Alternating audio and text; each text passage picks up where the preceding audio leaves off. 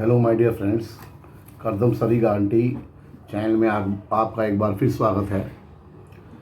आज मैं आपके लिए क्लास 12 ज्योग्राफी की बुक फर्स्ट मानव भूगोल के मूल सिद्धांत के चैप्टर 5 द्वितीयक क्रियाएं यानी सेकेंडरी एक्टिविटीज़ के बारे में, उनके टॉपिक क्लियर करने के बारे में मैं बात करूंगा। तो सबसे पहले ये है कि द्वितीयक क्रिया क्या है, यानी सेकेंडरी एक्टिविटीज़ क्या है।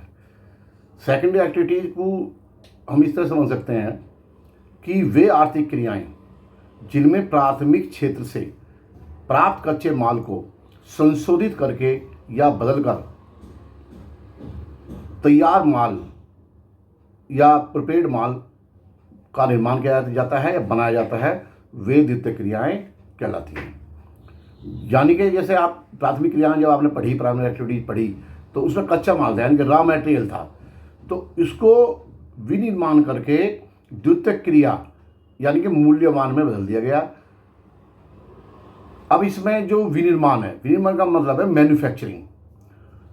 इसमें द्वितीयक क्रियाओं में विनिर्माण, प्रोसेसिंग यानी कि प्रसंस्करण और निर्माण उद्योग अवसंरचना यानी कि इंफ्रास्ट्रक्चर वाली क्रिया भी इसे कहेंगे, जैसे कहा जाता है। जैसे फॉर एग्जांपल अगर गेहूं है तो उसका हमने ब्रेड बना दिया। गेहूं पर कच्चा माल था, ब्रेड जो है बाजार के लिए वो तैयार होगा। गेहूं तो कच्चा कहाँ जा सकता, तो वो ब्रेड बन गया या आटा बन गया। या कपास है तो उस हमने वस्त्र बना दिए, सूती वस्त्र बना दिए। चमड़ा है, चमड़े से हमने पर्स या बेल्ट बना दी। तो ये जो है ये द्वितीयक क्रियाओं के ये कुछ उदाहरण हैं। या इसको आप ऐसे भी समझ सकते हो कि प्राकृतिक रूप से प्राप्त कच्चे माल को जब मनुष्य अपने कौशल, ज्ञान व श्रम लगाकर या मशीनों की सहायता से नए उपयोगी व मूल्यवान उत्पाद में बदल देता है, तो इसे द्वितीयक क्रिया कहा जाता है। अब जो शब्द आया इसमें विनिर्माण, विनिर्माण का मतलब क्या है? विनिर्माण को इंग्लिश में कहते हैं मैन्युफैक्चरिंग। या विनिर्माण का मतलब है या तो किसी वस्तु का उत्पादन है या वस्तु का रूप जब चेंज हो जाएगा तो विनिर्माण है। अब इस विनिर्माण में क्या क्या विशेषताएं हैं? जैसे विनिर्माण में नंबर 1 शक्ति या पावर का प्रयोग किया जाएगा, यानी कि बिजली का प्रयोग किया जाएगा। दूसरा नंबर 2 एक ही प्रकार की वस्तुओं का विशाल या बड़ी मात्रा में उत्पादन किया जाएगा, ये हो सकता है। नंबर 3 विशिष्ट कुशल श्रमिक भी इसमें विनिर्माण में आ सकते हैं।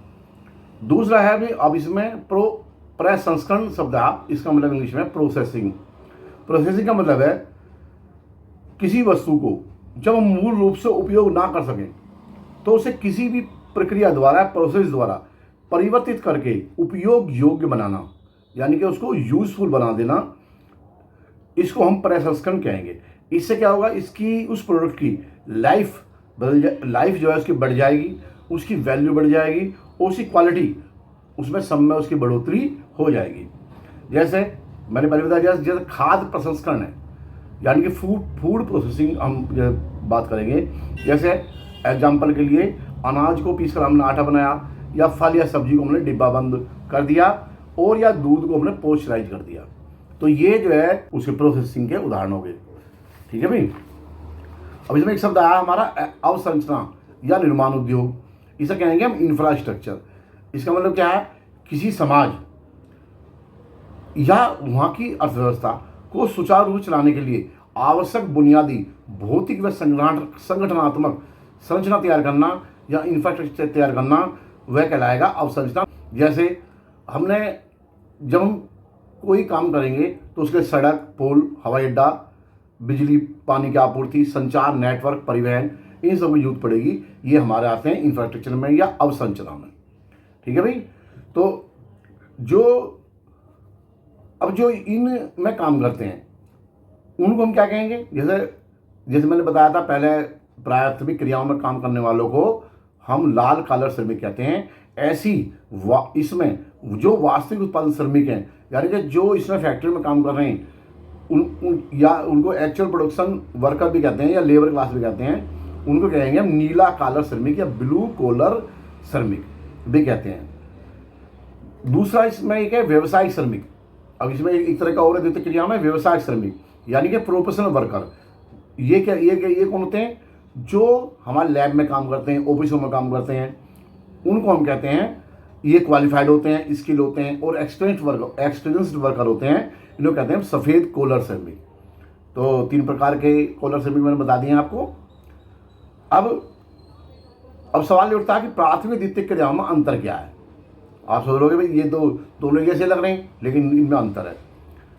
इसकी हम एक्सप्रेशन इस प्रकार कर सकते हैं, प्राथमिक क्रियाएं वे क्रियाएं होती हैं जो पर्यावरण पर या पृथ्वी के प्रोडक्ट्स पर डायरेक्ट निर्भर करती हैं और प्रकृति से प्राप्त संसाधनों को प्राप्त करने से संबंधित होती हैं, उन्हें प्राथमिक क्रियाएं कहते हैं।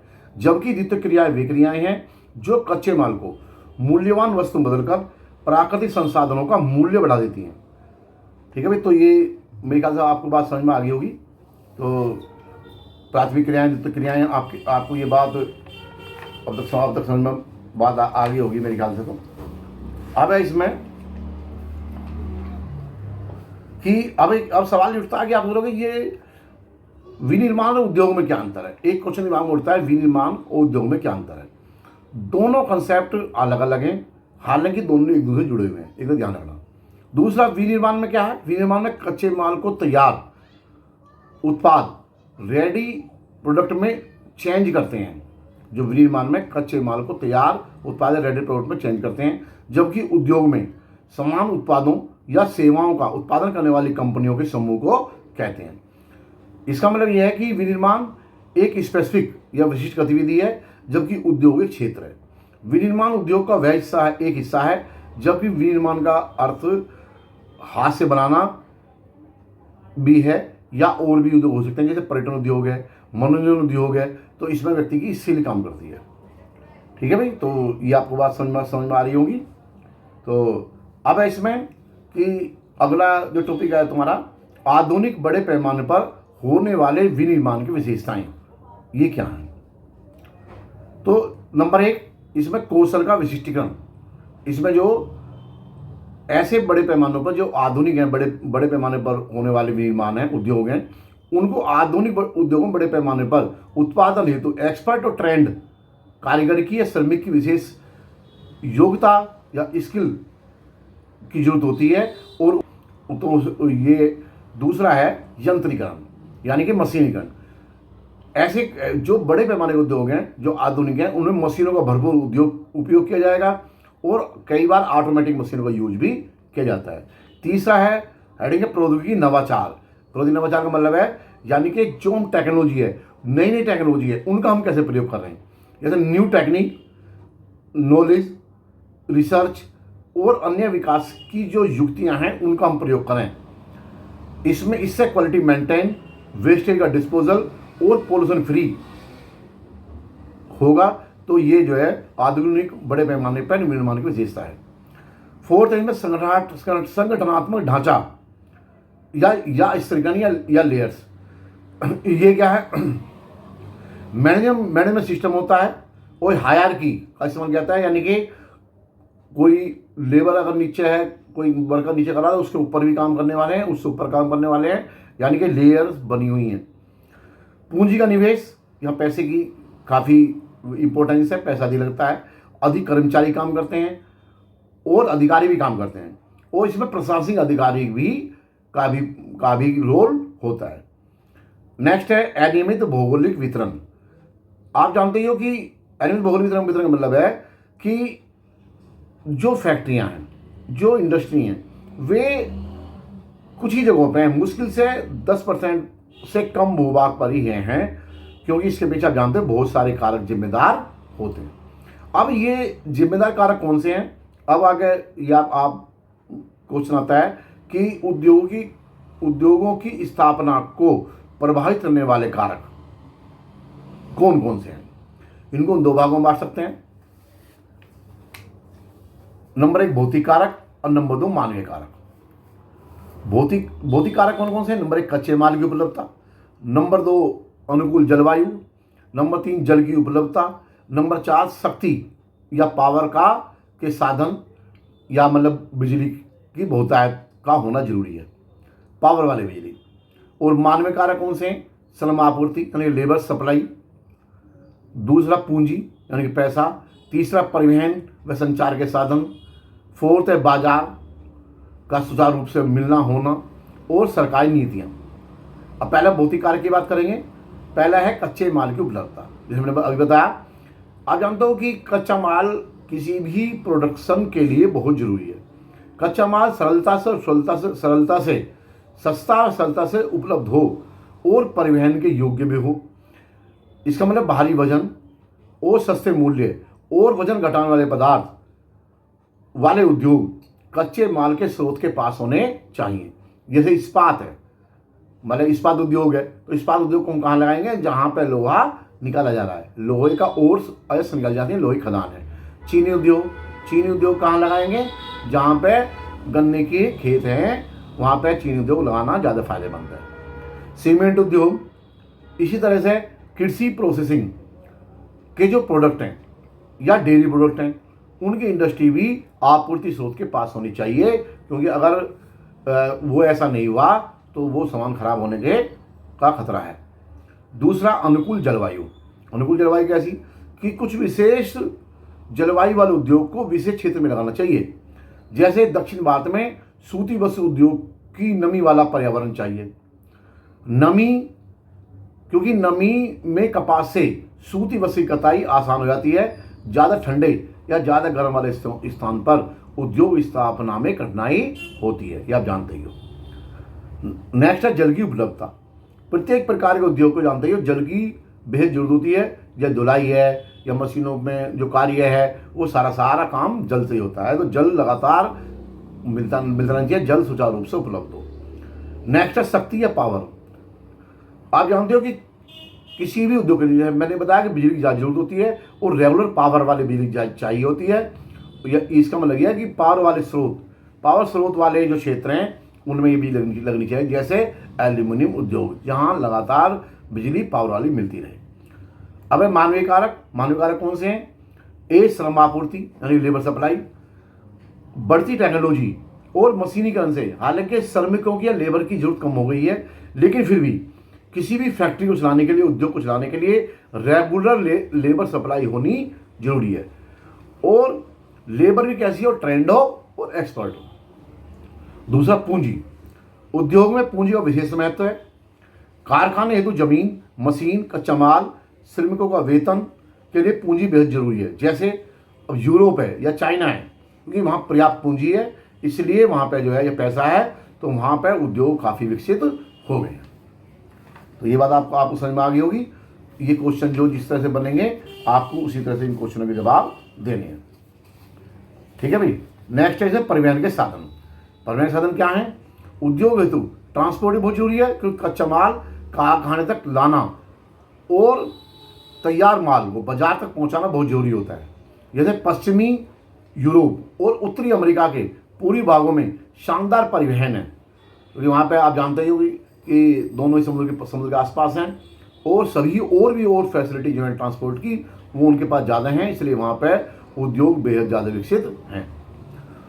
और संचार के साधन के साथ में और सूचनाओं के आदान प्रदान हेतु बेस्ट कम्युनिकेशन मिलना चाहिए, यानी कि विदाउट इंटरनेट और फोन का नेटवर्क मिलना बहुत जरूरी है, जिससे कि सूचनाओं का आदान प्रदान किया जा सके। नेक्स्ट है बाजार।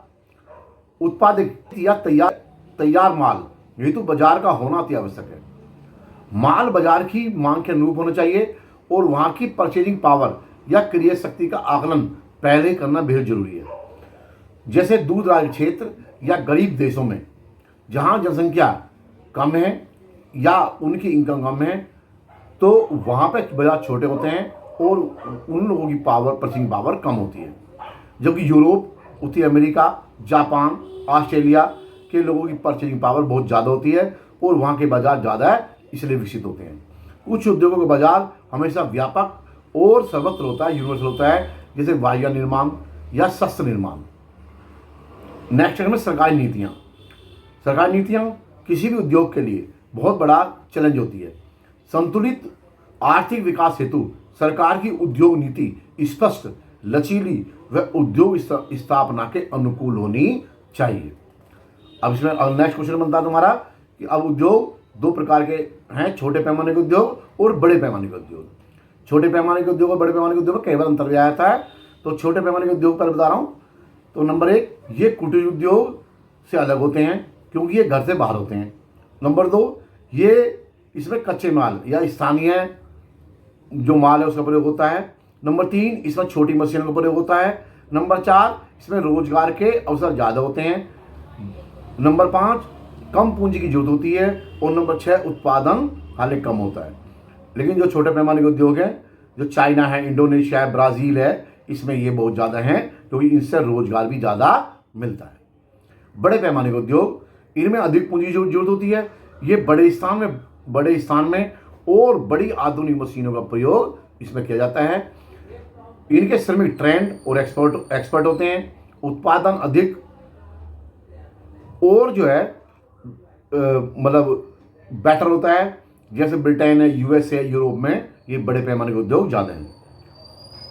नेक्स्ट आता है तुम्हारा कृषि कारखाना। कृषि कारखाना किसे कहेंगे? ये जब कृषि को व्यापार हेतु हम कृषि करते हैं तो उसे कृषि कारखाना कहेंगे। ये बड़े बड़े फार्म हाउसों में, बड़े बड़े आकार के फार्म हाउसों में होते हैं। इनमें मशीनों का, यंत्रीगत का प्रयोग होता है और अच्छी संरचना, अच्छा इंफ्रास्ट्रक्चर वाले होते हैं, तो इन्हें कृषि कारखाना कहा जाता है। खेतों से प्राप्त कच्चे, एक है कृषि आधारित उद्योग। खेतों से प्राप्त कच्चे माल को विभिन्न प्रक्रियाओं द्वारा तैयार करके विक्रय हेतु या बेचने हेतु माल तैयार किया जाता है। जैसे शक्कर है, अचार है, फलों के रस हैं, चाय है, कॉफ़ी, मसाले, तेल, वस्त्र, रबड़ उद्योग, ये जो सभी क्या हैं? कृषि आधारित उद्योग है। ठीक है भाई, तो बात समझ में आ रही होगी आपको। नंबर 6, खनिज आधारित। अब इसमें नेक्स्ट टॉपिक तुम्हारा खनिज आधारित उद्योग। इनमें कच्चा माल खनिज होता है, जैसे जानते ही हो। कुछ उद्योग लौह अंश वाले धात्विक होते हैं, यानी कि उसमें जो कच्चा माल होगा वो लोह और होगा, यानी अयस्क होगा, जैसे लोहा इस्पात उद्योग में। जबकि कुछ अलोह वाले होते हैं, अलोह धात्विक खनिज वाले होते हैं जिनमें लोहा नहीं होता, जैसे एल्यूमिनियम, तांबा, जवाहरात उद्योग, सीमेंट उद्योग। नेक्स्ट है तुम्हारा रसायन आधारित उद्योग। इसमें प्राकृतिक रूप से पाए जाने वाले रासायनिक खनिजों का प्रयोग होता है। जैसे पेट्रो रसायन उद्योग में खनिज तेल यानी पेट्रोलियम का उपयोग होता है। जैसे फॉर एग्जांपल इसके उद्योग के उदाहरण है कृत्रिम रेशे बनाना, प्लास्टिक का निर्माण और दवाइयाँ उद्योग। वनों पर आधारित उद्योग, नाम से पता चल रहा कि वनों से प्राप्त कच्चे माल का उपयोग करते हैं। जैसे लकड़ी का उद्योग, इमारती लकड़ी का फर्नीचर उद्योग में, कागज है, कागज उद्योग, बांस उद्योग, घास उद्योग, लाख उद्योग, ये सब क्या हैं? वनों पर आधारित उद्योग है। नेक्स्ट तुम्हारा पशु आधारित उद्योग। पशुओं से प्राप्त चमड़ा, ऊन, मांस का उपयोग करके चमड़ा उद्योग, ऊनी वस्त्र उद्योग, मांस उद्योग होता है। हाथी दांत से ज्वेलरी का निर्माण होता है। एक क्वेश्चन तुम्हारा स्वामित्व या मालिकाना हक के आधार पर उद्योग, या तो हम इसको 3 भाग में बांट सकते हैं। नंबर 1, वे उद्योग जो गवर्नमेंट सेक्टर के यानी कि सार्वजनिक क्षेत्र के उद्योग हैं, उन्हें पीएसयू या पब्लिक सेक्टर अंडरटेकिंग उद्योग कहते हैं। ये इनकी विशेषताएं, ये गवर्नमेंट के अधीन होते हैं, इनका मैनेजमेंट गवर्नमेंट का अधीन होता है। ये समाजवादी या साम्यवादी देशों में ज़्यादा हैं। जैसे फॉर एग्जांपल एनर्जी वाले उद्योग, ट्रांसपोर्टेशन वाले उद्योग, डिफेंस वाले उद्योग और असेंशियल सर्विस वाले उद्योग, ये सारे जो गवर्नमेंट के अंडर में होते हैं। जैसे BHEL है, ONGC है, या ऑर्डिनेंस फैक्ट्री है, या HAL है, ये सारे उद्योग क्या हैं? ये गवर्नमेंट के हैं। दूसरा है प्राइवेट सेक्टर यानी कि निजी क्षेत्र वाले उद्योग। इनका मालिक एक कंपनी होती है या एक प्राइवेट व्यक्ति होता है। कंपनी मैनेजमेंट करती है या कोई प्राइवेट व्यक्ति जो उसका मैनेज करता है। ये पूंजीवाद देशों में ज़्यादा हैं, लेकिन ये भारत में भी जैसे टाटा समूह है, बिरला ग्रुप है, अडानी ग्रुप है, या रिलायंस इंडस्ट्री इसके उदाहरण हैं। एक है तुम्हारा संयुक्त क्षेत्र का मतलब है पब्लिक प्राइवेट मॉडल यानी कि PP मॉडल है। जैसे वाटर ट्रीटमेंट है, या हाईवे हैं, या एयरपोर्ट में इनका इस्तेमाल होता है। ये गवर्नमेंट यानी कि पब्लिक और प्राइवेट दोनों को मिला करके ये काम करते हैं।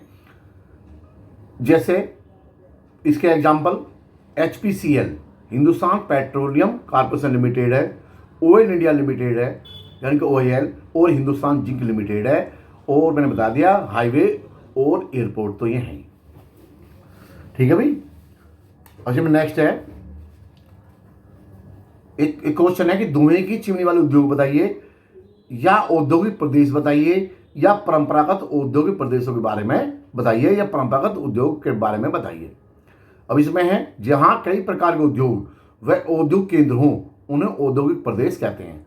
यहां पर रोजगार का अनुपात ऊंचा होता है, वातावरण अनाकर्षक, गंदगी व प्रदूषण युक्त होता है, यानी बहुत ज़्यादा यहाँ में होता है ऐसा।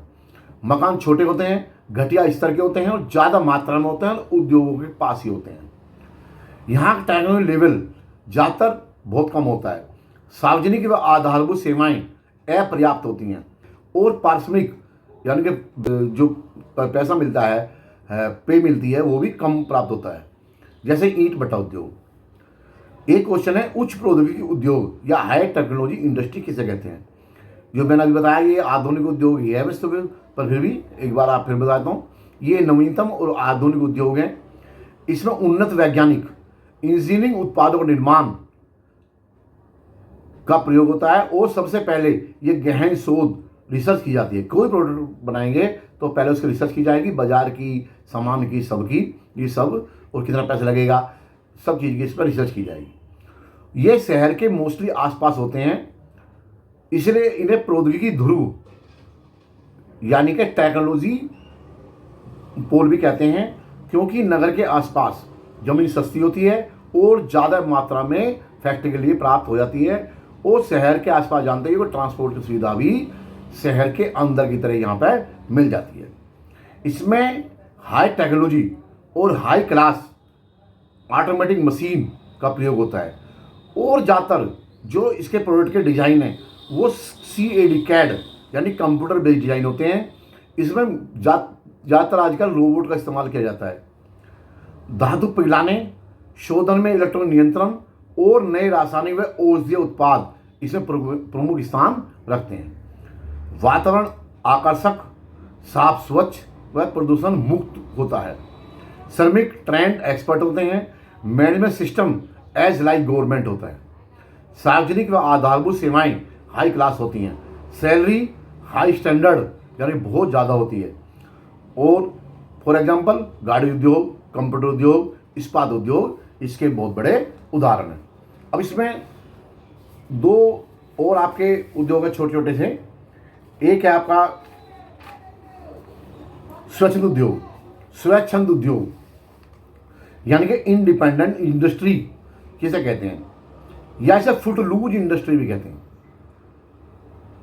ऐसे उद्योग जो उत्पादन के मुख्य कारक जैसे संसाधन, कच्चा माल, भूमि, श्रम, पूंजी के प्रभाव के बिना किसी भी स्थान पर स्थापित हो सकते हैं। इनका ट्रांसफर कहीं भी किया जा सकता है। इनमें उत्पादन कम मात्रा में होता है। इसमें श्रमिकों की कम जरूरत होती है।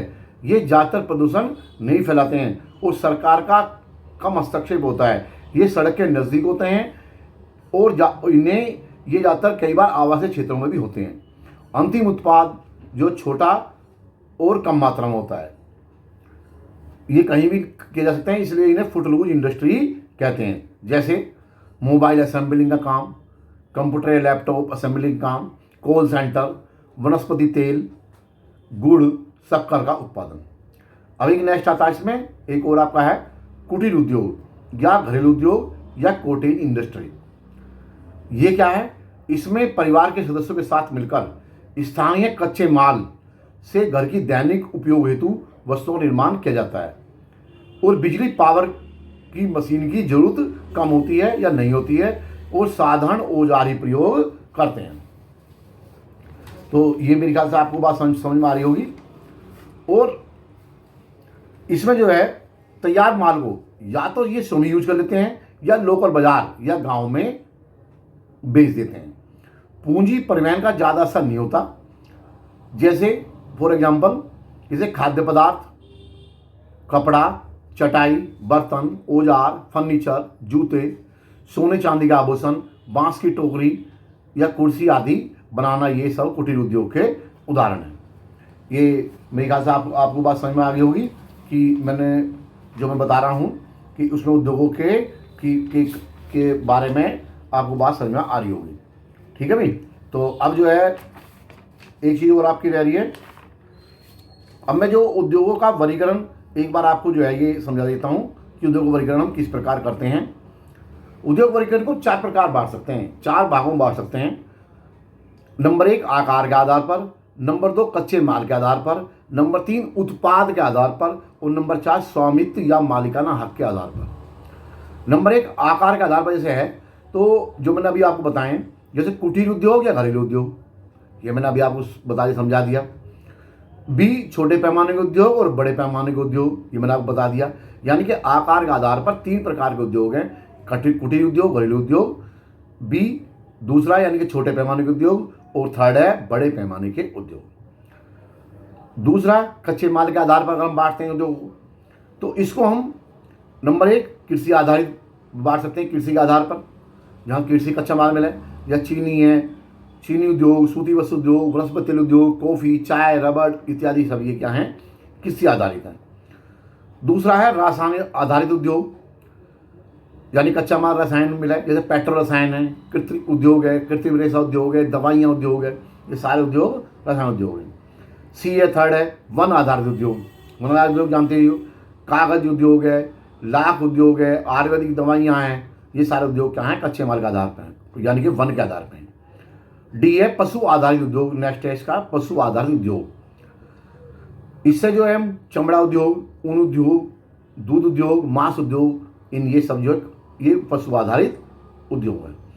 इसका नेक्स्ट है खनिज आधारित उद्योग। जैसे मैंने अभी बताया इसको 2 भागों में बांट सकते हैं, धात्विक उद्योग और अधात्विक उद्योग। धात्विक में लोहा आ जाएगा और अलोहा आ जाएगा। लोह वाले कौन से हैं, यानी कि आयरन वाले, जो लोहा उद्योग और इस्पात उद्योग। एलो वाले में कौन से आ जाएंगे, तांबा उद्योग, एल्यूमिनियम उद्योग, रत्न उद्योग और आभूषण उद्योग। अधात्विक में कौन से आ जाएंगे, सीमेंट उद्योग, चीनी मिट्टी के बर्तन उद्योग और मार्बल उद्योग। ठीक है भाई। और तीसरा है तुम्हारा उत्पाद के आधार पर उद्योग। उसको हम 2 भागों में बांट सकते हैं, एक मूलभूत आधारभूत उद्योग और दूसरा है उपभोक्ता सामान उद्योग। मूलभूत आधारभूत उद्योग कौन सा है, चाहे लोहा इस्पात है, इसके बिना कोई फैक्ट्री हो, बिना लोहे के सामान के वो फैक्ट्री चल नहीं सकती, बन सकती, चाहे छोटा उद्योग हो चाहे बड़ा उद्योग हो। छोटे से लेकर बड़े उद्योग तक लोहे का प्रयोग होगा, इसके बिना हो सकता, यानी कि बेस उद्योग हैं ये। चाहे आप कृषि करने लगें तो आप खुरपी, फावला, कुदाल या हल, ट्रैक्टर सब लोहे के बनते हैं। बड़े उद्योगों में तो चाहे आप छोटे मोटे काम करने लगें, जब बिजली का में पेचकस है या रिंच है या बड़ी बड़ी मशीनें हैं, सब में लोहे का प्रयोग होएगा।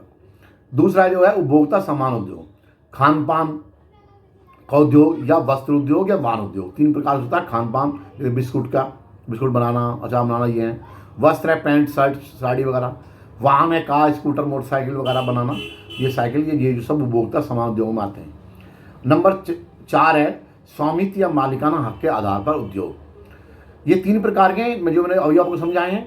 सार्वजनिक क्षेत्र यानी पब्लिक सेक्टर या गवर्नमेंट सेक्टर, दूसरा निजी क्षेत्र या प्राइवेट सेक्टर, और तीसरा संयुक्त या ज्वाइंट पब्लिक और प्राइवेट या पीपी मॉडल। ये आपको समझ में आ गया होगा। ये मैं सारा आपको ये पूरी कंसेप्ट आप क्लियर कर दिए हैं, आपको ये बात समझ में आ गई होगी।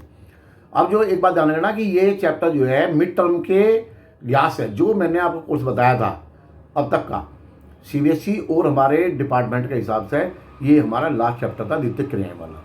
जो बाद के जो पार्ट हैं वो सारे बाद में आएंगे, तो इसलिए अब मैं जो नेक्स्ट पढ़ाऊँगा वो दूसरी किताब जो हमारी भारत लोक और अर्थव्यवस्था के चैप्टर बताऊँगा। ठीक है भाई। तो इसका एक एमसीक्यू का जो मतलब वीडियो है इस पार्ट की, वो मैं जल्दी आपको भेज दूँगा। तो मेरे ख्याल से आप इसको पढ़ोगे, समझोगे और अपना लाभ उठाओगे। लास्ट में सिर्फ एक ही बात है कि कदम सरी गारंटी जो चैनल है मेरा, इसको आप सब्सक्राइब करो, लाइक करो और शेयर करो। Thank you.